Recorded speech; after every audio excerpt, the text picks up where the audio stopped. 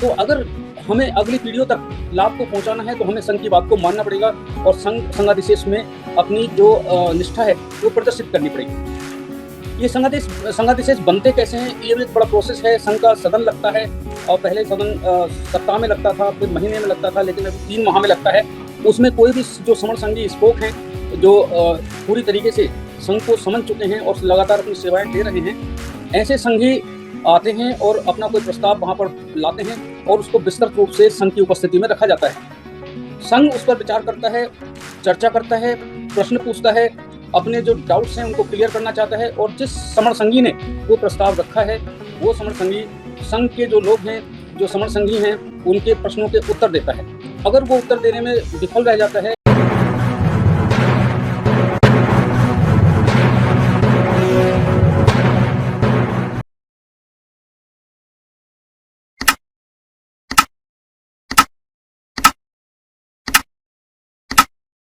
स्वागत है सर। सभी सर और बहनों को संगम नमामि, नमो बुद्धाय, जय भीम। संघ के आदेश के अनुसार मैं उपस्थित हूँ आज 7वें गोल्डन रूल पर अपनी बात रखने के लिए। तो सबसे पहले संक्षेप में मैं अपने जो 10 गोल्डन रूल हैं संघ के, उनको बताना चाहूंगा और फिर मैं अपने 7वां जो गोल्डन रूल पर बोलने का मुझे अवसर दिया गया है उस पर मैं अपनी बात रखूंगा। तो सबसे पहला गोल्डन रूल है केवल समण। मेरी पहचान समण के रूप में है और उसके अलावा अन्य मेरी कोई पहचान नहीं है। भारत में मैं एक प्राचीन सभ्यता से जुड़ जाता हूं जब मैं अपना आपको समण कहता हूं। समण संघ में किसी प्रकार का कोई चंदा लेने की व्यवस्था नहीं है। सभी लोग अपना कंट्रीब्यूशन करते हैं जब कोई कार्यक्रम होते हैं। इसलिए संघ में किसी प्रकार की पर्ची काटना, किसी प्रकार की रसीद जारी करना, चंदा लेना, ये पूरी तरीके से वर्जित है। तीसरा हमारा गोल्डन रूल है जातीय अभ्यास कभी नहीं। हम लोग जातियों से उन सबको, हम जानते हैं कि जाति एक बहुत बड़ा अभिशाप है अपने आप में और वो उससे हमारे लोग बहुत बुरी तरीके से बटे। तो किसी भी प्रकार से संघ में शामिल होने के बाद किसी भी व्यक्ति की कोई जाति नहीं रह जाती, वो केवल समण होता है, हर रूप में समण ही होता है। केवल संघवाद, संघ जो है वो सर्वोपरि है और संघ की ही जो बातें हैं वो सर्वोपरि हैं। संघ सबसे ऊपर है। केवल हम यहाँ पर संघवाद की बात करते हैं। पद प्रतिष्ठा मंच माला कभी नहीं। हम यहाँ पर किसी भी व्यक्ति को विशिष्ट नहीं समझते हैं, सभी हमारे लिए समान हैं। हम किसी भी प्रकार का कोई संघ में किसी प्रकार का कोई पद नहीं होता है और ऐसा नहीं किसी व्यक्ति को स्पेसिफिक ट्रीट किया जाता हो, प्रतिष्ठित ट्रीट किया जाता हो। सभी लोग समान रूप से यहाँ पर शामिल होते हैं। किसी प्रकार के मंच माला की व्यवस्था भी संघ में नहीं होती है। संघ का कभी पंजीकरण नहीं होता है क्योंकि संघ बहुत बड़ा है, 120 करोड़ लोगों का संघ है। तो इतनी बड़ी संख्या को किसी भी तरीके से पंजीकरण किया जाना संभव ही नहीं है। ये कोई प्रोफेशनल संघ नहीं है कि कोई व्यवसाय करता है जिसके पंजीकरण की आवश्यकता है। 7वां जो रूल है वो संघाधीश से सबसे ऊपर, जिस पर मैं अपनी बात रखूंगा।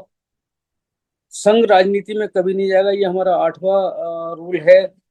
और संघ घातक की वापसी संघ में कभी नहीं होती है। जो संघ से घात करता है उसको संघ से जाना होता है और संघ में फिर उसकी कभी वापसी नहीं होती। अगर उसकी जो कृत्य हैं वो इतने ज्यादा घातक हैं कि संघ को विखंडित कर सकते हैं, तोड़ सकते हैं, तो ऐसे लोगों को संघ से निकाल दिया जाता है।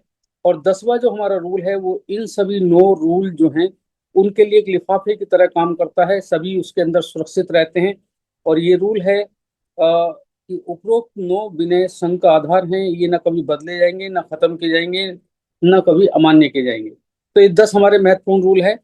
अब मैं संघाधिशेष सबसे ऊपर जो हमारा 7वां गोल्डन रूल है उस पर बात करूंगा।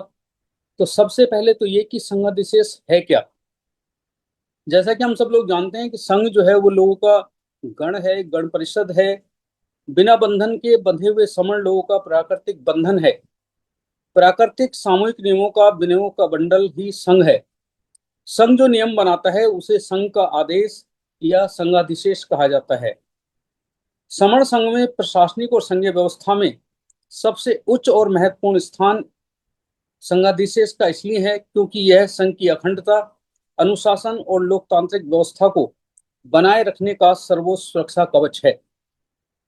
एक जो वृतांत है वो जुड़ा हुआ है भगवान बुद्ध से, कि शाक्य संघ में जब शाक्य संघ में जब सिद्धार्थ गौतम की शामिल कराने की बात आई, तो वहां पर संघ ने एक व्यवस्था बनाई और वहां जो सभापति थे उनके सामने सिद्धार्थ गौतम द्वारा जो उनकी बताई हुई शर्त थी संघ की, तो सिद्धार्थ गौतम ने वहां पर 3 बार संघ से अनुनय विनय किया कि संघ उनको जो है अपने अंदर शामिल करे।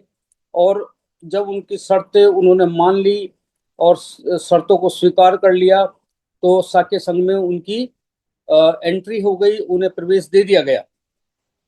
लेकिन इसी बीच में जब उन्होंने ये सब कर लिया था, संघ में शामिल हो गए थे, तो वहां पर एक रोहिणी नदी है। रोहिणी नदी के जल के बंटवारे को लेकर जो समण शाक्य थे, समण कोलिय थे, उनमें आपस में तकरार चलती थी और लड़ाई हो जाया करती थी।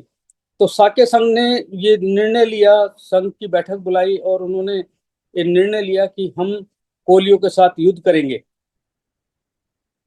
सिद्धार्थ गौतम ने उस संघातिशेष को मानने से मना कर दिया। और ऐसे में उनका कोर्ट मार्शल हो गया। एक तरीके से संघ संघ ने उनको जो है सजा सुना दी।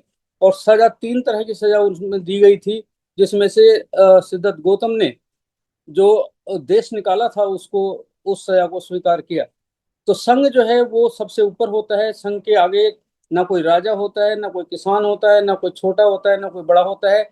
संघ की बात को, अगर संघ में आप चले गए हैं, संघ की शर्तों को आपने स्वीकार किया है, संघ की शर्तों को आपने माना है, तो फिर आप उन नियमों को मानने से मना नहीं कर सकते हैं। और अगर आप मना करते हैं तो फिर संघ आपको उसके लिए दंडित करता है।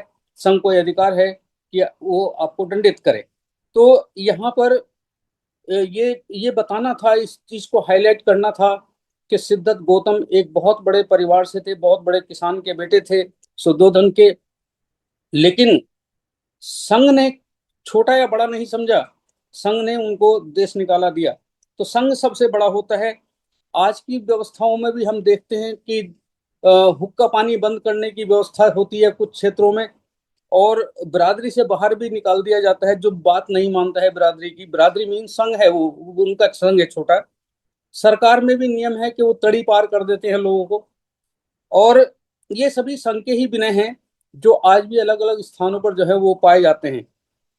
गण परिषद जो है वो जो संघ केवल तब तक चलता है जब तक उसके नियमों को कड़ाई से लागू किया जाता है। और अगर ऐसा ना हो तो फिर वो संघ जो है वो बिखराव हो सकता है, संघ का बेड़ा गर्क हो सकता है। तो ऐसी स्थिति में बिना ये देखे कि कोई कौन छोटा है कौन बड़ा है, क्योंकि संघ में कोई छोटा बड़ा नहीं होता है, सब समान होते हैं, सबको समान लाभ होता है और समान रूप से दंडित भी किया जाता है अगर वो संघ को नुकसान पहुंचाने की किसी भी तरीके से कोशिश करते हैं। क्योंकि संघ एक बहुत बड़ा वो है, अपने आप में एक बहुत बड़ा रूप है लोगों का, जो एक बहुत बड़ा गण परिषद है। ऐसे में अगर संघ टूट जाएगा तो हमारे बच्चे कैसे सुरक्षित रह पाएंगे, हमारे बच्चों को कैसे सुरक्षित माहौल बनेगा, कैसे उनके लिए रोजगार मिलेंगे, कैसे उनको अध्ययन अध्यापन की व्यवस्था मिलेगी, कैसे उनकी लाइफ आगे चलेगी। तो अगर हमें अगली पीढ़ियों तक लाभ को पहुंचाना है तो हमें संघ की बात को मानना पड़ेगा और संघाधिशेष में अपनी जो निष्ठा है वो प्रदर्शित करनी पड़ेगी। ये संघाधिशेष बनते कैसे हैं, ये भी एक बड़ा प्रोसेस है। संघ का सदन लगता है, और पहले सदन सप्ताह में लगता था, फिर महीने में लगता था, लेकिन अभी 3 माह में लगता है। उसमें कोई भी जो समण संघी स्पोक हैं, जो पूरी तरीके से संघ को समझ चुके हैं और लगातार अपनी सेवाएं दे रहे हैं, ऐसे संघी आते हैं और अपना कोई प्रस्ताव वहां पर लाते हैं और उसको विस्तृत रूप से संघ की उपस्थिति में रखा जाता है। संघ उस पर विचार करता है, चर्चा करता है, प्रश्न पूछता है, अपने जो डाउट्स हैं उनको क्लियर करना चाहता है, और जिस समण संघी ने वो प्रस्ताव रखा है, वो समण संघी संघ के जो लोग हैं, जो समण संघी हैं, उनके प्रश्नों के उत्तर देता है। अगर वो उत्तर देने में विफल रह जाता है तो उस प्रस्ताव को गिरा हुआ मान लिया जाता है, निरस्त कर दिया जाता है। लेकिन कभी कभी ये होता है कि अगर श्रवण संगी को उस समय ये प्रश्नों के जवाब नहीं सूझ रहे होते हैं तो वो समय मांग सकता है, और अगला सदन जब लगता है तो उसमें वो तैयार होकर पुनः आ सकता है। अगर संघ उसके सभी चीजों पर संतुष्ट होता है और उसको व्यवहारिक समझता है तो संघ जो है उस पर निर्णय लेता है।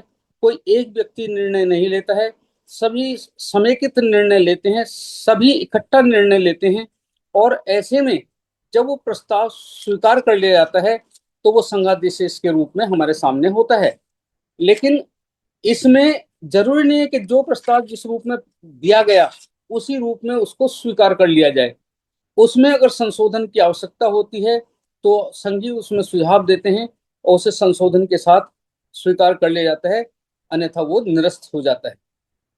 संघाधिशेष को मानने के लाभ क्या है? संघाधिशेष को मानने से ये लाभ है कि जो हम अपने लक्ष्य निर्धारित करते हैं उन लक्ष्यों के लिए पर्याप्त हमारे पास जो एक तरीके से मानव शक्ति है वो इकट्ठा होती है। हमारे पास बहुत सारे संसाधन इकट्ठे हो जाते हैं और हमने जो लक्ष्य रखे हैं संघ के सामने, उन लक्ष्यों को प्राप्त करने में, उन मंजिलों को प्राप्त करने में हमें सुविधा हो जाती है। ये संघ जो है वो शुरू शुरू में संघाधिशेष को मानने से ऐसा लगता है कि ये कड़वी दवाई है, लेकिन कड़वी दवाई ही अल्टीमेटली वो लाभ करती है। तो संघाधिशेष कड़वी दवाई जरूर है, लेकिन ये क्योंकि लाभकारी है, ये बहुत युगांतर तक चलने वाला मामला है और लाभ पहुंचाने वाला विषय है। तो ऐसी स्थिति में संघाधिशेष को दवाई कड़वी दवाई समझकर ही पी जाना चाहिए। ये बहुत दूर तक काम करेगी, ये लंबा काम करेगी। ये वो तो ही लाइट ऑन कर दें, ये वाली लाइट, लाइट चली गई, जरा एक मिनट।